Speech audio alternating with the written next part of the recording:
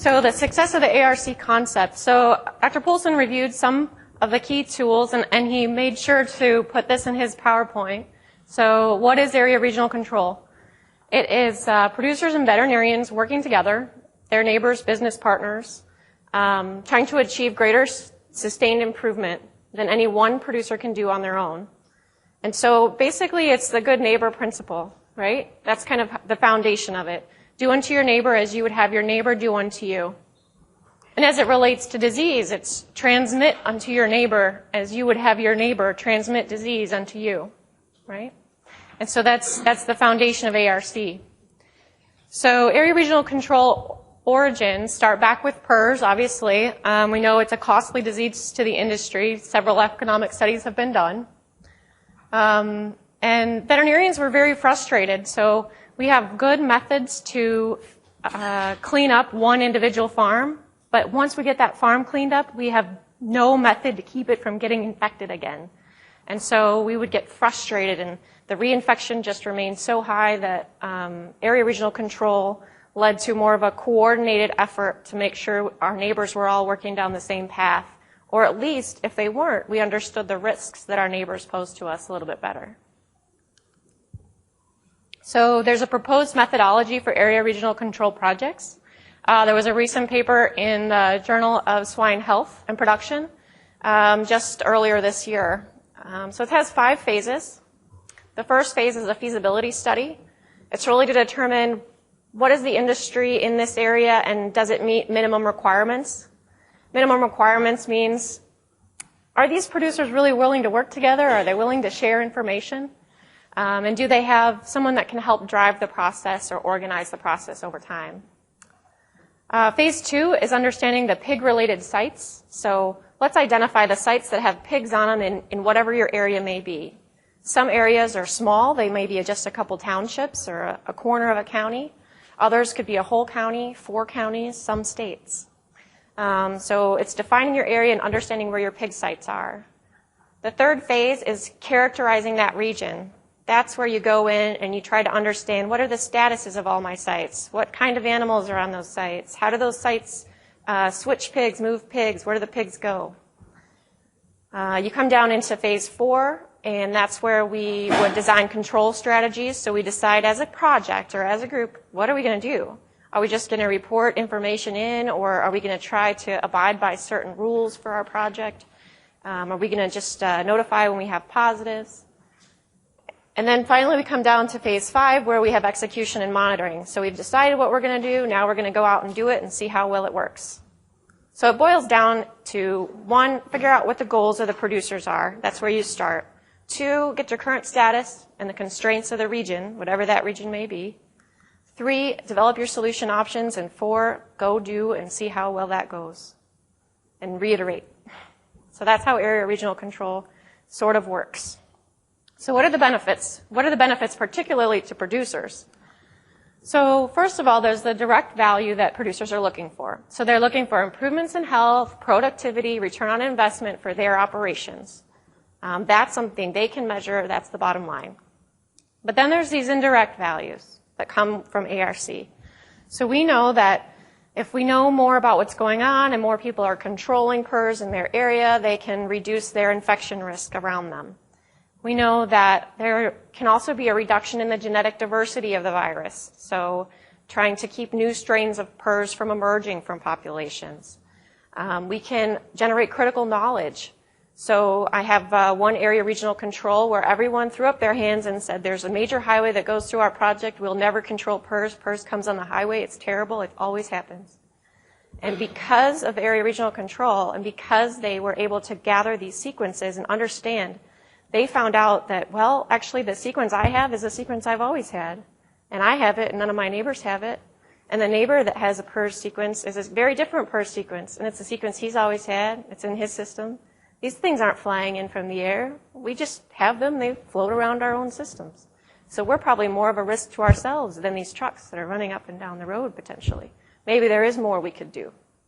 And so that's a general or a critical knowledge that they learned. They have more in their control than they thought they did. That's just one example. There's some other examples of improvements in farm morale, and improvements in the swine industry. We are doing something about this. We're not just letting it happen to us. But let me walk you through an illustration. This is Imaginoscope time. So get your Imaginoscope out. Imagine you had an area and you knew information about these 4 sites. You believe you have a clear picture about these sites. Some may be clearer than others. Some may be more defined than others. Some you can discern what it may be and what it may not be. Ooh, now I'm going to... No? Yeah, there we go. So in this case, you're pretty sure you know a lot about that site. You can identify there's a pig there, right? It's a pig eye, pig ear, it's a pig. Up here, you got an eye. It doesn't look good. You're kind of scared about it. And over here, you're not sure what you've got, right? But as you go and you start to talk to your neighbors, you start to gather more context right around you. You start to see more of the whole picture. So now you're fairly certain that you've got a pig here. Now, the picture around your site that you know very well, you have very well defined, may be fuzzy. It may not be the full-on, exact, crystal clear image, but you have a lot better information about what exactly is going on around you. But you're still concerned now about this site, right? It doesn't look good to you, right? So the question is this site here, is it the roaring tiger of risk coming at you, coming to get your site, the potential problem? Or is it a kitten, right? It could be either. And the challenge is, as a producer, is to know, do I need a fence to keep out the kitten? Or do I need a fence to keep out this roaring tiger? Do I have biosecurity things in place that are good enough for what I expect the risks to be if it's a kitten? Or am I doing the maximal approach and spending a lot of time and money in certain places to keep risk out because I think it's a roaring tiger? The challenge with ARC is, or the benefit of ARC is, it helps you know those things better. It helps you know the difference between a kitten and a tiger. In this case, it's a tiger. Now that you have more context, it's a tiger raising baby pigs in tiger coats, right? So yes, it was a big tiger, but it wasn't a roaring tiger. It was a good tiger. And so because you have more context, now you know more.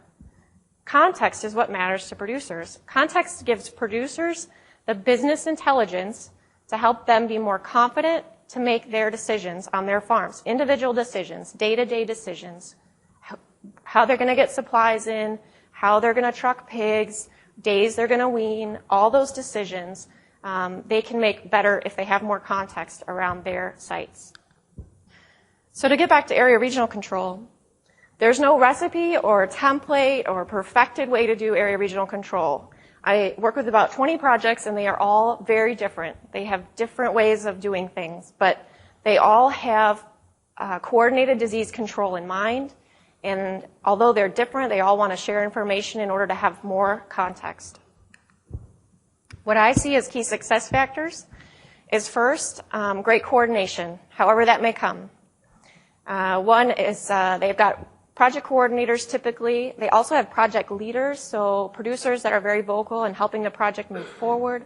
And they typically have technical advisors, so they've got veterinarians or some have economists, just people that would come in and help advise their project. They typically have high producer participation, usually greater than 75% of the area. They would have a high degree, the ones that are more successful have a high degree of transparency and trust, meaning they're willing to share statuses, they're willing to share the management practices that they've put in place, or the pig flows and how the pigs move. They have a willingness to let all that information be out within the group. And lastly, they have some kind of skin in the game. So they have done something, or they've provided information, or they have paid for coordinators' time or diagnostic sampling, and they have an interest in seeing others do the same in order to get this context, in order to get the benefits of an area regional control project. So how do they measure success?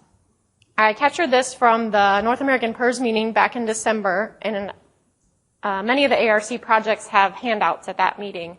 And so I just picked some things out of there that they are using to measure their success. Some of them have been going on for years, and so they look at the reduction in PERS in their number of sites. So how many positives would they have from year to year? And so they look at that over time, typically in sow herds. One project is able to look at pigs per sow per year in their project. They actually capture or actually have the ability to have production information. Some of the projects that are just more getting up and running are looking more at percent participation or cooperation. So are people coming back to meetings? Are people really engaged? That helps give them an idea as to how well the project's going. And then lastly, it's maybe not very scientific, but they try to keep lists of this wouldn't have happened without the project. Meaning, if I didn't have this project, I wouldn't have been able to find these things. These things wouldn't have happened without it. So there's just some examples there. So with area regional control, you can see there are several projects throughout the country. And I think that one of the areas we can show success in the ARC concept is that the number of projects continues to expand. We've even had new projects start in 2013. Other evidence to the success of ARC is that the producers know that it's not just the pig sites we need to be worried about. We need to be worried about pig things as well. So in many projects, they're involving allied industry. So the allied industry, which would be transportation companies, feed manufacturers, anybody that would have contact with our pig sites, they're involving those people either in alerts for PERS status or simply in educational meetings. Other evidence has been with PED. So there was a framework put in place for areas to have a coordinator and communication plans and educational meetings. And so they have seamlessly applied PED to their ARC. It just seamlessly went in as if it were just another column on a spreadsheet. So these projects here in red are actually reporting PED and have some kind of PED effort. Another evidence of the ARC concept is that even without all the framework of having an ARC, there are other producer networks forming. And so it may not be, we're going to control PERS in this county, but it's networks that are sitting down producer to producer or production system to production system to share information, to understand better what's going on around them. And there's actually 2 larger statewide efforts that are going on as well. So they're just trying to understand site statuses, they're trying to share sequences, understand where viruses are coming from, how are they moving, and they're moving into PERS, PED, and actually a couple of those projects are looking at influenza virus as well. So I think that's encouraging. So what do all these networks hope to accomplish? Those networks in particular have no goal. They're not going to control anything. They have no mandatory practices. They're not asking you to stop movements. They're not asking you to move pigs in any way. They are looking just for that context. They're looking to understand better what's going on around them. Where did things come from? How is it happening? And how do I make better decisions for myself as a producer or as an owner of a production company? So in summary, area regional control began in just a few areas, particularly to eliminate PERS, but those objectives evolved more into controlling PERS and understanding what's going on and how it's moving. It's expanded across the country. There are simple structures that have been put into place for communication for those producers to coordinate and collaborate. And I think the success of the ARC concept can be evidenced in these ways. We've expanded our projects. We are now involving our allied industry in many projects, and we're leveraging the framework to PED and hopefully beyond in influenza. And there's continued development of these additional information sharing networks. There's more information being shared and shared and shared over time, and I think that's a success.